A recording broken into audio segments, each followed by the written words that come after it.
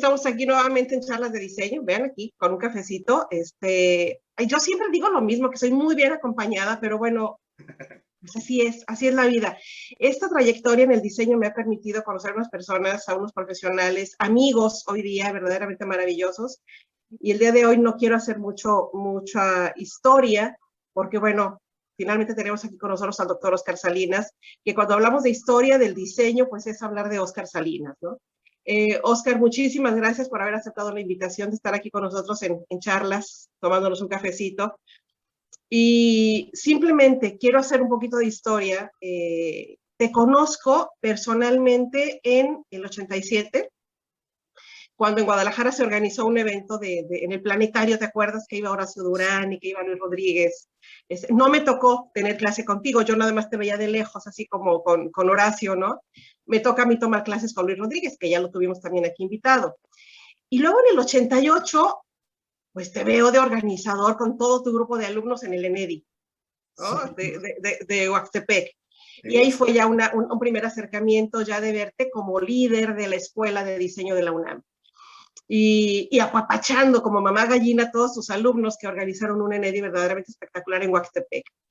Y luego, en el 89, nos toca el ENEDI en Guadalajara nuevamente, y yo estaba a cargo de una comisión de comunicación, ¿no? Entonces llegan unos reporteros de la Universidad de Guadalajara, me dicen, bueno, ¿y aquí qué? ¿Puro estudiante? ¿No hay un profesional? Dije, sí, espérame, el maestro Oscar Salinas.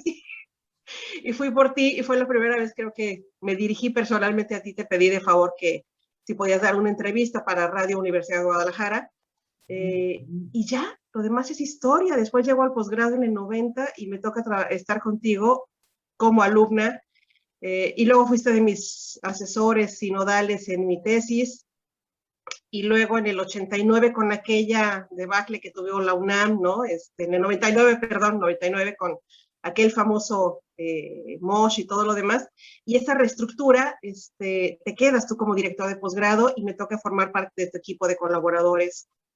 Y luego tú me invitas a publicar mi tesis de maestría en tu editorial, Editorial Designio, y a partir de ahí, bueno, pues hoy día puedo presumir que tengo una amistad entrañable contigo y con Anita, y muchísimas gracias, Oscar. Estamos aquí contigo, y hablar de historia, repito, del diseño solar de Oscar Salinas, es que más bien tú has vivido la historia, ¿no? Pues sí, mira, oye, muchas gracias, ¿eh? Es un gusto volver a reunirme contigo. Teníamos un rato que no nos veíamos. Sí, sí, sí. Yo por acá, y ahora con esta pandemia todos encerrados. Pero fíjate que, pues sí, a mí me ha tocado como a las generaciones que han sido fundadoras, y eso no lo sabe nadie, ¿no? A ti te toca, y entonces, bueno, pues tienes que hacer cosas que no se habían hecho antes, ¿no? Y a mí me tocó ser, sí, de los fundadores de las escuelas de diseño industrial en México, ¿no? Sí. Eres de las primeras generaciones, ¿cierto? Sí. De los egresados. Así Oscar, es. para que nos vayas contando y que estas nuevas generaciones se enteren, ¿cómo fue tu encuentro con el diseño? ¿En qué momento sales de prepa, dices, yo quiero diseño industrial? ¿Cómo estaba ese momento? ¿Cómo lo viviste? Sí,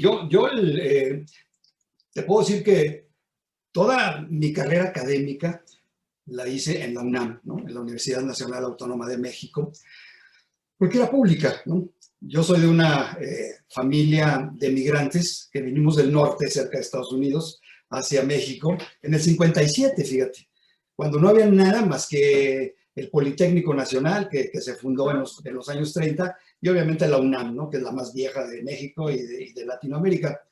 Mis papás emigraron porque materialmente quedó quebrada la laguna, como le llaman a esa región, ¿sí? Varios años de sequía. ¿Qué es la región de Durango, Coahuila, más o menos? Así es, donde se une el estado de Durango con el estado de Coahuila, ¿no? Y en medio está lo que dicen la laguna, ¿sí? Yo nací allá. Entonces, ya siendo 4 hermanos, mis papás dijeron, no, ya, ¿qué hacemos aquí? Los muchachos no van a poder estudiar aquí. Vámonos a la capital. Y vámonos a la capital, ¿no? Llegamos todos aquí a la capital, con muchas ganas y con muy poco dinero. Y por eso siempre estuvimos en escuelas públicas, ¿no? La primaria, la secundaria, y después entré naturalmente a la UNAM, ¿no? O sea, yo quería la UNAM, y entonces fue los estudios de la preparatoria.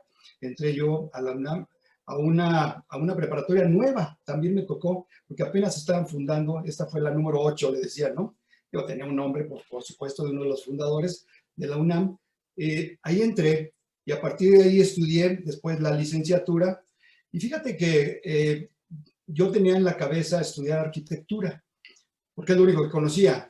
Mi mamá tuvo un tiempo, un lugar donde vivían los estudiantes. Entonces había estudiantes del Politécnico y estudiantes de la UNAM, ¿no? No había más. Y entonces había uno que estudiaba arquitectura y tenía su mesita de dibujo y hacía sus planos, y yo me acercaba con él y lo veía y decía, ay, mira qué interesante, ¿no? Y entonces me quedó, dije, bueno, a lo mejor sí, estudio arquitectura, y por eso me metí al área de físico-matemáticas, que es donde está arquitectura. Es más, me fui a arquitectura, ¿no? Y entonces me inscribí en arquitectura, pero por una cuestión rara, ¿no? Un problema, porque de repente me dijeron, no, tú no puedes entrar. ¿Por qué? Dije, porque debes una materia. No, yo no debo nada. Dije, yo ya pasé todo. Después me dijeron, mira, debes matemáticas. Y fui a... Casualmente. Pues sí, dije, bueno, voy a ver de qué se trata, ¿no? Y fui, efectivamente, me dijeron, a ver, no, muchacho, tú debes matemáticas. No, yo no. Afortunadamente, en aquellos tiempos te daban un papelito por cada materia. Le dije, mire, aquí está. Es más, saqué 10, ¿no? Y dijeron, no, pues déjame ver. Y empezaron a revisar. Y al final me dicen, ¿qué crees? Otros Salinas le pusieron tu calificación y a ti te pusieron la de él. Y dije, no, pues, dije, está bien, pues resuélvanlo, ¿no? Me ponen mi calificación y asunto arreglado. Dije, no, ya no se puede, muchacho. Ya van a empezar las clases, entonces, pues no podemos. ¿Y entonces qué hacemos? Le dije, pues no sé, espérate, ¿no? No me espero, por supuesto, ¿no? Y dijeron, bueno, voy a hablar con el director de preparatoria. Y fui, ahí estuve sentado hasta que me recibió. Y entonces ya le dije, oiga, señor, mire lo que pasó, ¿no? Hubo un error. Y me vio y me dijo, ay, caray, muchacho, pues sí es un error. Pero ya no podemos hacer nada hoy. Le dije, no, por favor, ya también usted me va a decir que no se puede hacer nada. Me dijo, pero no te preocupes. En aquel tiempo, bueno, como ahora, entrabas cada año. Después lo hicieron cada semestre, pero en aquel tiempo era cada año. Y me dijeron, bueno, pues mira, no te preocupes, va a cambiar este año, ya no va a ser cada año, va a ser cada semestre. Entonces tú tranquilo, pues, no es nada. Espérate. Mientras te dedicas ahí, a veces aprende inglés, me dijo, ¿no? Cosas así. Dije, bueno, muchas gracias. Y ya me fui y dije, ¿qué hago, caray? Me fui a arquitectura, ¿sí? Y en arquitectura hablé con el director y el director me dijo, mira, entra como pues puedes tomar clases y entonces eso te va a ayudar, ¿no? Bueno, está bien, muchas gracias. Dijo, nada más habla con los maestros y si te aceptan, pues tú entras, ¿no? Pues fui, me inscribí en todo. Pero dije, voy a hacer algo. Me puse a revisar, dije, ya que me meto donde me dé la gana, empecé a revisar los profesores, ¿no? Hasta que dije, mira, este profesor es famoso, ¿no? Y este también. Dije, entonces claro, si te dan a escoger. Pues sí, voy a preguntarles si yo me puedo inscribir, ¿no? Y entonces, pues sí, efectivamente fui y me inscribí con unos extraordinarios maestros, ¿no? Que aunque fui oyente, no me van a poner calificación, la pasé muy bien, ¿no? Estuve un año completo, porque pues tenía que hacerlo. Entonces estuve un año completo con ellos y fue muy grato, ¿no? O sea, se me pasó rápido porque estaba haciendo lo que yo quería, ¿no? Y entonces hubo profesores maravillosos. ¿Tú te acuerdas quién fue el socio de nuestro querido, pues el mejor arquitecto de México, que todo el mundo lo reconoce por sus casas aquí en la Ciudad de México y en Guadalajara, ¿no?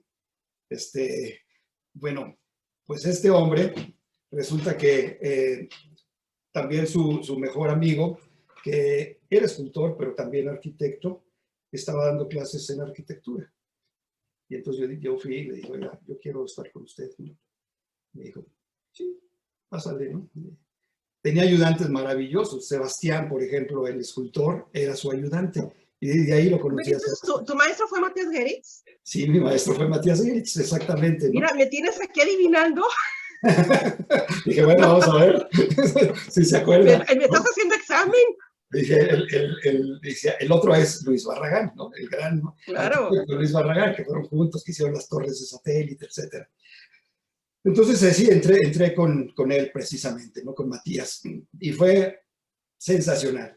No iba a todas las clases, pero a las que iba, bueno, se quedaba uno feliz, ¿no? A O sea, las que era el lujo que te dabas. sí, así es. Y te digo, y Sebastián tenía tres profesores que le ayudaban y todos eran también escultores, pintores. Sebastián empezaba con el geometrismo y hacía cosas. Hicimos varias cosas con él. Muy interesante. Y después ya entramos, bueno, entonces ya me inscribí, ya me metieron. Tuve que volver a pagar matemáticas, ¿no? El examen y ya entré a la licenciatura. Pero ya que entré, alguien me dijo, oigan, se está viendo una nueva carrera que es diseño industrial. Dije, ah, caray. Dije, diseño industrial. Pues yo voy a ver de qué se trata esto. Y fui y dije, ¿dónde están? Están en el sótano, dijo. Así empezó chiquitita Sí, sí, sí, la carrera. claro. En el sótano del Teatro de Arquitectura, sí, ahí estábamos, y ahí empezó Horacio. Y por primera vez lo vi, ¿no? Mira, ahorita yo siempre estoy en mi biblioteca, pero ahora estoy en mi cuarto de trabajo. Aquí tengo todo el archivo de Horacio Durán, ¿no? Ahora que estoy escribiendo su biografía. Entonces, llegué y me dijo, ya, el profesor Durán, ahí está dentro, dijo, pásale. Y vi al Horacio que siempre conocimos, ¿no? Entré, me metí a su oficina y estaba Horacio encima de su escritorio con las piernas cruzadas, tenía una guitarra y estaba cantando. Y tenía tres alumnas sentadas las tres viendo ahí a Horacio, ¿no? A su Fascinadas. director, sí, fascinadas, ¿no? Y les estaba cantando un bolero, ¿no? Y entonces estás felices, ¿no? Y yo ahí pues me recargué y ahí me estuve, ¿no? Hasta que acabó la canción. Y ya volteó y me dijo, ¿qué pasó, chamaco? ¿Quieres algo? Dije, sí, sí, maestro, pero no se preocupe, usted siga cantando. Dije, ahorita yo le digo qué vamos a hacer. No, ya voy a acabar, me dijo. Entonces se echó otra, como dicen, y terminó. Digo, bueno, ya muchachos, vámonos para allá, hacer lo que tienen que hacer. Y entonces ya le dije, oiga, yo quiero entrar al diseño industrial, no sé exactamente, pero creo que es hacer cosas, ¿no? Objetos, o sea, todos los objetos que nos rodean. Dijo, ándale, exactamente. Entonces ya platiqué con él y me dijo, sí, preséntate, ¿no? Son grupos, el primer grupo fue de 17 alumnos, ¿sí? Luego ya el siguiente dijo, bueno, ahora sí ya vamos a subir a 30, que era el tope en aquel tiempo. Y entonces entramos 30, un poquito, creo que 3 más entraron, ¿no? Y así es como empecé diseño industrial. Y desde un principio dije, esto es lo mío, ¿no?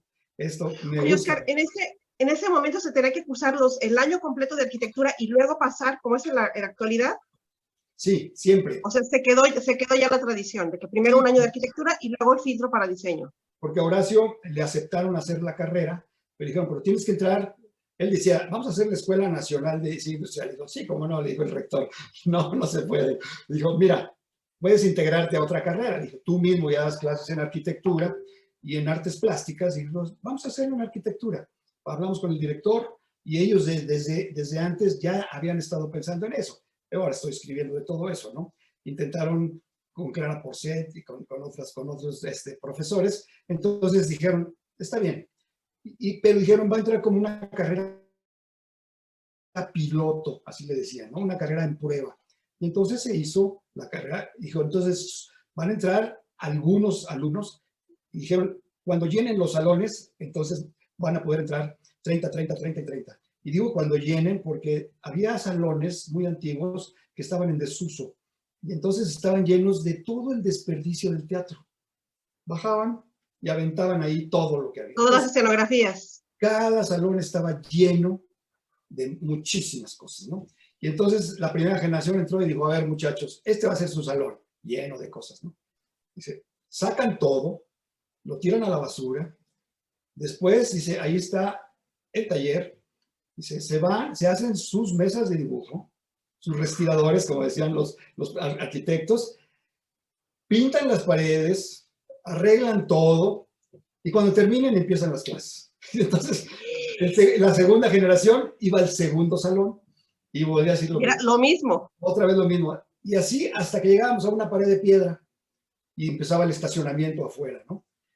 Entonces a nosotros nos tocó la piedra. Dijo, a ver, señores, ustedes me arreglan todo y empieza. y empezamos, ¿no? Entonces, pero fue muy grato porque cuando haces esto, hay un sentido de pertenencia muy Por fuerte. supuesto. Entonces, esa escuela siempre estaba limpia, ¿sí? Porque era nuestra. No había graffiti, no había pintas, no había nada, porque era nuestra, ¿no?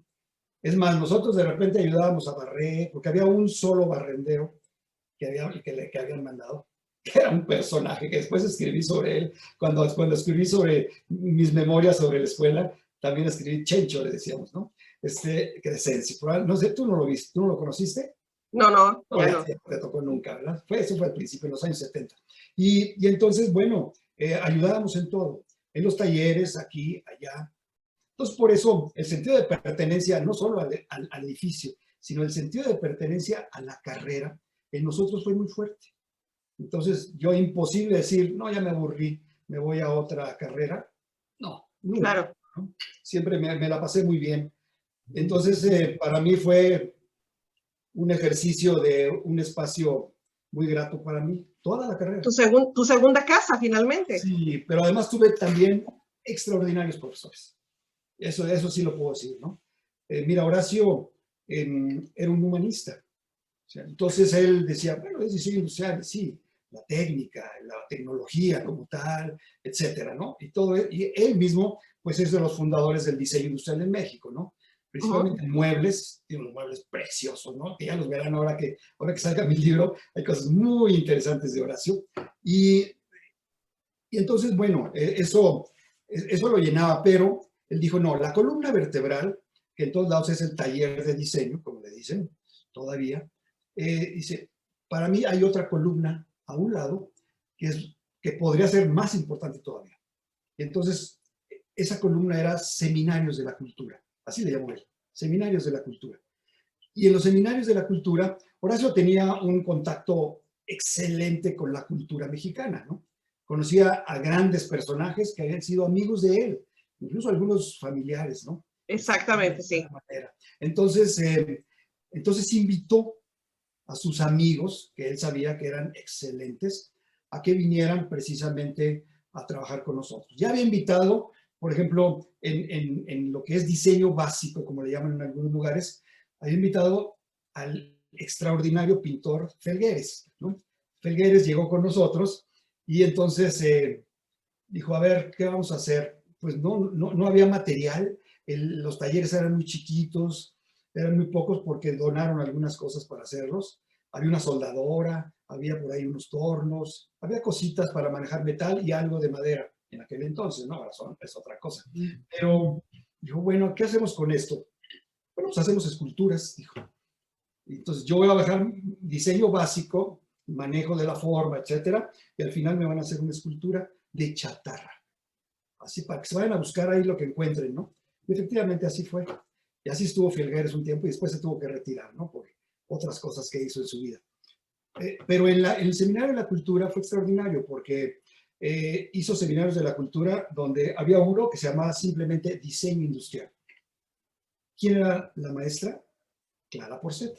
¿Sí? Y Clara Porcet, cuando Toda su llega con nosotros, trayectoria.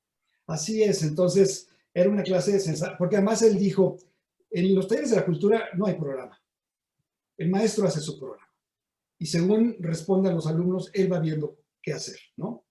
De acuerdo nada más a la línea que se había marcado. Entonces, Clara era eso, ¿no? Llegaba Clarita, pedía un proyector de diapositivas, que es lo que usábamos en aquel tiempo, y ella traía las diapositivas. Y te podía dar cualquier cosa, cualquier cosa. Entonces llegaba un día y te hablaba de su amigo Joseph Albers, ¿no? Y decías, a ver, y nos sentábamos, y sí, efectivamente, Joseph Albers fue un amigo entrañable. Joseph y Annie Albers, ¿no? Tu esposa, fueron amigos entrañables de Horacio. Entonces, bueno, todos contentos, ¿no? Otro día nos hablaba de Cuba, ¿no? Su país natal, pero cosas bien interesantes. Otro día nos hablaba de cuando estuvo en París trabajando con un arquitecto de Art Deco sensacional, Henry Rapin, ¿no? Que fue su maestro, que fue de los que hicieron la gran exposición del 25 en París, que hoy es así emblemática. Y Clara, bueno, aprendió muchísimas cosas con él, efectivamente. Otras veces nos hablaba ya de sus cosas, de sus muebles, del butaque, bueno, para mí fue precioso, ¿no? Y podía repetir 2 veces un seminario. Yo lo repetí 2 veces y me metí una tercera porque me dio la gana, ¿no? Decía, tengo tiempo, yo me meto, ¿no? Así comencé a Clara Porcel. Bueno, al final acabé haciendo sus libros, soy su biógrafo. Claro, por supuesto. A ver, Varios aquí mira, libros. aquí tengo, a ver, aquí podemos mostrar, ¿no? Ya, sí, ese es su libro, Está, el claro, por primero que hice de supuesto. biografía. Entonces, esa fue extraordinaria. Pero hubo otros, ¿sí? Otros profesores que tuvimos, ¿sí? Que unos sobre historia, la historia de México, ¿sí? Y entonces veíamos toda la colonia, veíamos muchas cosas, ¿no? Con otro estupendo profesor, Toussaint, que era el sobrino del gran Toussaint, que tenemos varios libros sobre arte mexicano. Este era su sobrino. Y sus clases era irnos, y eso también nos encantaba, ¿no? El problema eran las muchachas, como dicen, las mujeres. Había que pedir permiso a sus papás, pero nos íbamos todos los fines de semana. Y si nos iba a hablar del arte colonial, teníamos que estar parados enfrente de una iglesia, una de las mejores iglesias. Decía, a ver, señores, esto es una fachada. Y empezaba a platicar de todo esto, ¿no? Ahora vámonos al interior. Ahora les voy a decir, ahora vámonos a un convento. Ahora vámonos a una arquitectura civil. Entonces, con él... Digo, y estando en la Ciudad de México, que tienes ese catálogo interminable de arquitectura, desde la prehispánica hasta la actual, digo, pues, ¿cómo no aprovecharlo, no? Claro, entonces, bueno, así lo hicimos, ¿no? Y fue precioso. Pero luego tuvimos otros, Jas Reuter. Reuter, que era el hijo de Reuter, el de la agencia Reuter de información a nivel de mundial. Noticias. De noticias. Ese era su hijo. Y él daba una clase, nos daba una clase precisamente de cultura relacionada con la tradición. Después hizo unos libros preciosos sobre la tradición de México, ¿no? Desde pues, los pueblos prehispánicos, luego los coloniales, los artesanos. Entonces, con él era maravilloso, ¿no? Fue un excelente profesor, él ya falleció hace tiempo. De veras, entonces con esas clases ustedes como esponjitas absorbiendo sobre todo Claro. y aprendiendo a conocer este México que seguramente hasta ese entonces les era totalmente ajeno. Sí, todos esos, y al final llegó Douglas Scott, ¿no? Nuestro maestro, Douglas Scott. Que trajeron de Inglaterra, y él era otra cosa, decían que era la eminencia gris de los diseñadores ingleses. Él hizo el mejor camión de 2 pisos de Londres, es de él, ¿sí? Caseta de teléfonos, hizo muchísimas cosas. O sea, los íconos de Londres hoy día son... ¿no?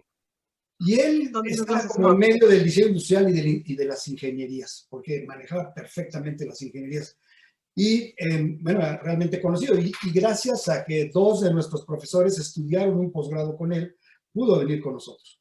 Tuvo varias temporadas. Lo convencieron. Sí, y entonces bueno, fue excelente el trabajo con él. Entonces puedo decir que por eso el haber estado en la UNAM para mí fue muy grato. Muy, muy grato porque mis profesores fueron excelentes para mí y me marcaron, ¿no? Precisamente los de la cultura, yo creo que me marcaron un poco más que los del diseño industrial. Sin embargo, también en diseño industrial, yo muchos años he estado en la práctica profesional, he combinado las 2 cosas y entonces eso me ha ayudado muchísimo, ¿no? Porque estuve pues, cerca de 20 años trabajando con empresas, con un despacho mío, un estudio de diseño también muy conocido en México, que creció enormemente, llegué a tener yo 40 diseñadores trabajando conmigo y otros profesionales, éramos como 100 los que estábamos en eso. Era la locura como empresa, ¿no? Tenía uno que sudar para poder llevarla adelante, pero también fue extraordinaria. Tuve muchos clientes nacionales y también transnacionales de México que confiaron en nosotros y que hicimos muchísimo trabajo. Y además fue el estudio de diseño, después de que yo trabajé en empresas de diseño de mobiliario, diseñamos remolques para campismo, los diseñábamos, los fabricábamos y los vendíamos, entonces también fue muy interesante. Y mientras aproveché para poder viajar por todo México y Estados Unidos en camper, ¿no? Con mis hijos que eran pequeñitos, ¿no? Sí. Ahora mis hijos pequeñitos son de 40 y tantos años, ¿no? Pero bueno, en aquel tiempo gozaron mucho de poder viajar por todo México. Y desde entonces además me di mi gusto porque, por ejemplo, decían, vamos al sureste. Y nos íbamos por toda la zona maya. y me iba parando en cada zona arqueológica, como teníamos un remolque de campismo, donde duermes, te puedes quedar donde sea, ¿no? Pues, Claro. y entonces fui llenándome de la cultura maya, pero también nos fuimos a Oaxaca, y luego nos metíamos a Estados Unidos, ¿no? Y veíamos otro tipo de cosas. Entonces, sí, manejé esto muchos años y además con mis hermanos. Tengo otro hermano diseñador, que es el pequeño de la familia. Bueno, 10 años le llevo, ¿no? Daniel. Y Daniel, pues es un diseñador industrial. Él sí es un empresario de cuerpo completo y sigue ahora trabajando él como empresario. Y el otro era mi hermano Ángel, que esa era otra cosa, era economista. Él mucho tiempo trabajó en el gobierno, ¿sí? En varios gobiernos trabajó, en muy buenos puestos. Pero como tú sabes, lo que es el gobierno en México, de repente cambian de sexenio, cambia de presidente, y entonces Claro, y algunos, cambia de planes. pues sí, entonces se van unos, como dicen en el fútbol, a la banca, ¿no? Se quedan sin trabajo y se esperan un ratito, ven baje y luego ya vuelven a trabajar, ¿no? Bueno, en un momento en que mi hermano estaba en la banca, ¿no? Dijo, oigan, hermanos, ¿por qué no hacemos algo juntos? Ustedes son diseñadores, yo soy economista, yo les puedo manejar los números. Dijimos, bueno, sí, vamos a hacerlo. Bueno, yo estuve 16 años en ese estudio y estuvimos los tres al principio. Después mi hermano, obviamente, ya le llamó otra vez lo que él realmente era y dijimos, mira, Lo suyo, claro. se fue al gobierno otra vez y trabajó ahí. Ya falleció hace unos años, ¿no? Pero él estuvo un tiempo con nosotros, muy interesante, y yo estuve con mi hermano Daniel hasta que tuve que salir del estudio por una cuestión muy especial, ¿no? Un accidente que tuve. Entonces tuve que dejarlo. Pero bueno, no, esa no es la plática ahora. Entonces sí, muchos años yo incluso fui profesor también del taller de diseño en la licenciatura, pero después ya lo dejé porque me fui al posgrado, precisamente, ¿no? Cuando lo fundamos. Claro. Y esa Oscar, deberá ser la plática que nos regales para la próxima. ¿Cómo no? Pero a ver, como alumno, estabas en este mundo verdaderamente maravilloso. Creo que los 4 años, 5 años de la carrera se te han de haber ido volando, ¿no? Con esta clase de profesores y que además que creaste amistades, porque finalmente terminaste siendo amigo entrañable de Clara, de Horacio. Horacio lo permitía, ¿no? No ponía estos límites de usted, chamacos, el alumno, yo el profesor. No, Horacio creaba este ambiente familiar en la escuela. Sí, él siempre nos trató así, ¿no? Como hijos. Yo digo Sí. que Horacio, y se los digo diciendo, es que fue como mi papá. Con él, desde que lo conocía, así, encima de su escritorio, hasta su muerte, estuvimos juntos. Siempre estuvimos juntos, ¿no? Sí, Horacio era licenciatura. extremadamente generoso, ¿no? Sí, En todos los sentidos. te trataba, ya ves que aquí en México de repente se usa el, hola, ¿qué hubo, mano? Te dicen, ¿no? Como a mano de hermano, ¿no? Sí, sí, sí, sí. Así te decía, oye, mano, ven, ¿no? Entonces, el director, ¿no? Entonces, sí, Horacio, cómo no. Nosotros con Claro, mucha... y que seguramente con respecto a los directores de arquitectura y otras carreras, sí ha de haber sido muy extraño, ¿no? Otra cosa, ¿no? Los alumnos de arquitectura eran muy serios. Yo me llevé muy bien con muchos de ellos. Puedo decir que desde los años 70 hasta hoy he conocido a todos los directores, ¿no? De arquitectura, pero ellos siempre son muy serios, ¿no? Es otra cosa. En cambio, Horacio, pues sí, fue un hombre entrañable, ¿no? En todos los aspectos.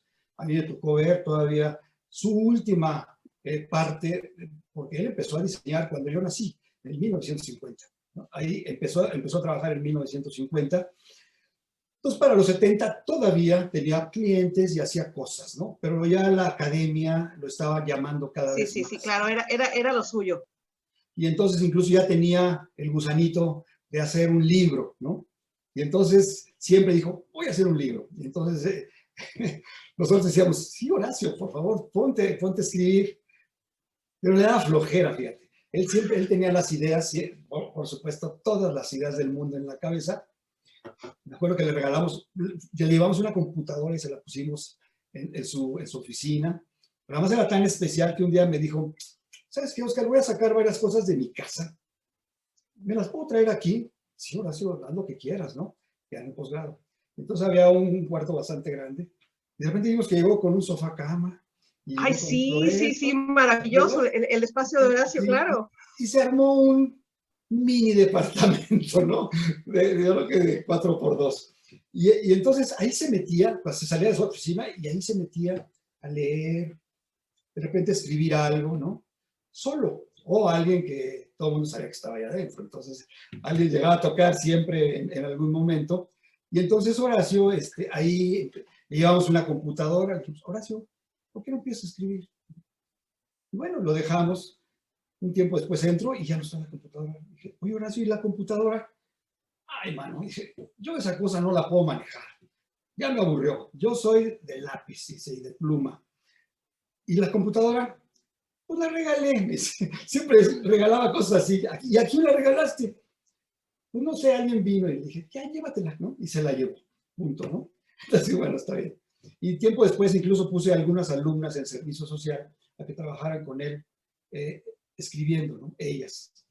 Y él hablando.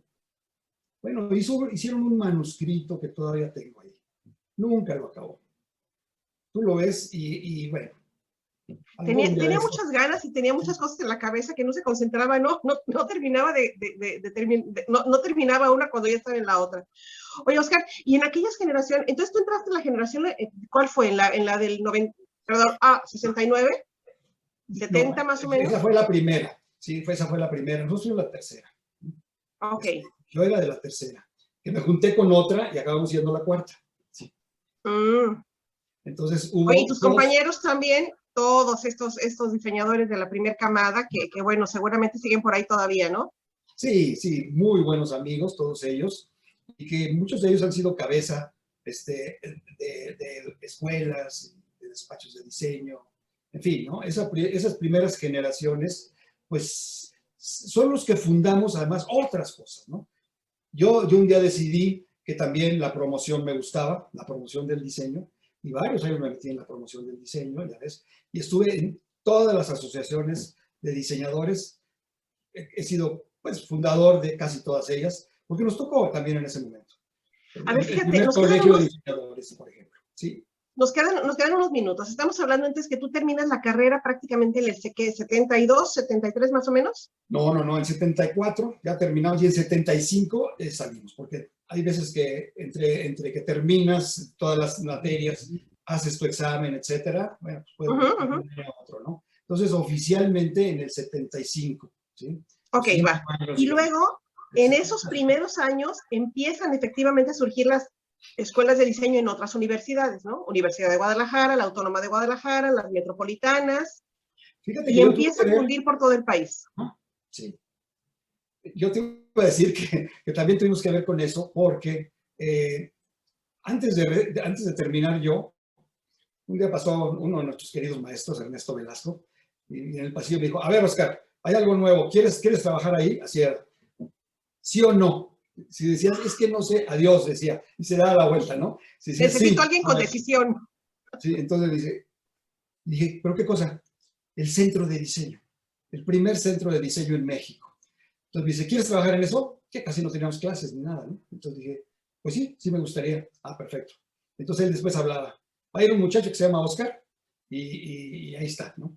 Entonces efectivamente fuimos y de hecho nosotros había 3 alumnos que fuimos los primeros que pasamos a ser profesores. Sí, un poco como en la Bauhaus, ¿no? Los profesores, los alumnos que veían que estaban bien preparados, dijeron, a ver, señores, hay 3 espacios para profesores que los vamos a manejar para alumnos. Tú, Oscar, tú, Luis Equigua, tú, Carlos Soto. Esos fuimos los 3, ¿no? Y entonces, dijimos, pues sí, hicimos un examen y nos metieron, fuimos los primeros alumnos que pasaron a ser profesores. ¿Sí? Claro, que también eso es importante, Oscar, mencionarlo. En las escuelas, obviamente, se forjan o se inician las escuelas con profesores de otras disciplinas, como dices aquí, arquitectos, artistas, ¿no? Personas de otras profesiones. Y luego empiezan las primeras generaciones y de ahí se empiezan a alimentar las escuelas con sus primeros egresados para forjar su propio campo de docentes. Sí, y eso fue, y en paralelo, el centro de diseño. ¿Sí? Luis Echeverría, el presidente de aquella época, todos los presidentes le apuestan a algo, ¿no? Unos al petróleo, otros a... Y le apostó a las exportaciones. En mi sexenio, las exportaciones van a ser las más importantes. Entonces fundó un organismo que se llamó el IMSE, Instituto Mexicano de Comercio Exterior. Era el consentido del presidente. Y empezaron a hacerlo. Pero alguien llegó y le dijo, oiga, señor presidente, es que si queremos exportar, tenemos que hacer buenos productos. Y para hacer buenos productos necesitamos diseño. Y le ¡Ah, qué maravilla! ¡Qué buen consejo! Entonces dijo, ah, caray, ¿qué es eso? Bueno, pues son los que diseñan mejor las cosas, las hacen muy bonitas, les decía cosas por el estilo, ¿no? Entonces dijo, está bien, ¿y qué hay que hacer? Dice, mire, en Londres hay de ahí salió, en Londres hay un centro de diseño, que es el que soporta al diseño en todo Gran Bretaña. Dijeron, pues hágase, ¿no? Y se hizo, y entonces se hizo con nosotros, ¿no? Empezó un poco antes, pero entraron arquitectos, por supuesto, entraron algunos artistas que andaban en esto ligado, y eran todos los diseños. Diseño industrial, diseño gráfico, diseño artesanal, todo lo que oliera diseño de moda, de vestuario, ¿sí? Nosotros hicimos muchas cosas en eso, ¿no? Y había 3 departamentos. Uno que era diseño gráfico, que hizo un montón de folletos y cosas, todo lo que era la promoción, lo hicieron ellos. Luego había otro que era ferias y exposiciones. Había que llevar todo lo de México a todo el mundo y a todo México. Y nosotros fuimos a muchas de esas. Y al final, el departamento de promoción, que era el que promovía todo, y ahí entré yo. Nosotros entramos ahí. Y entonces promovíamos todo. Íbamos con los industriales, íbamos con los artesanos, íbamos con las que iban a manejar la moda en el Pret-a-Porter de París, a ver qué vestidos se iban a hacer. Hicimos todo. Y eso a mí me ayudó mucho, porque me dio una visión de todo el país. Excelente. Entonces, finalmente, este movimiento que surge desde la misma presidencia favorece que el resto de las universidades digan, oye, también queremos diseño industrial. Claro, porque empezaron a decir eso, entonces nosotros fuimos. Y entonces nosotros íbamos cuando se fundó la de Guadalajara, la de Colima, la de Nuevo León, la UAM. Nosotros fuimos a ver qué se podía hacer, ayudamos de alguna manera.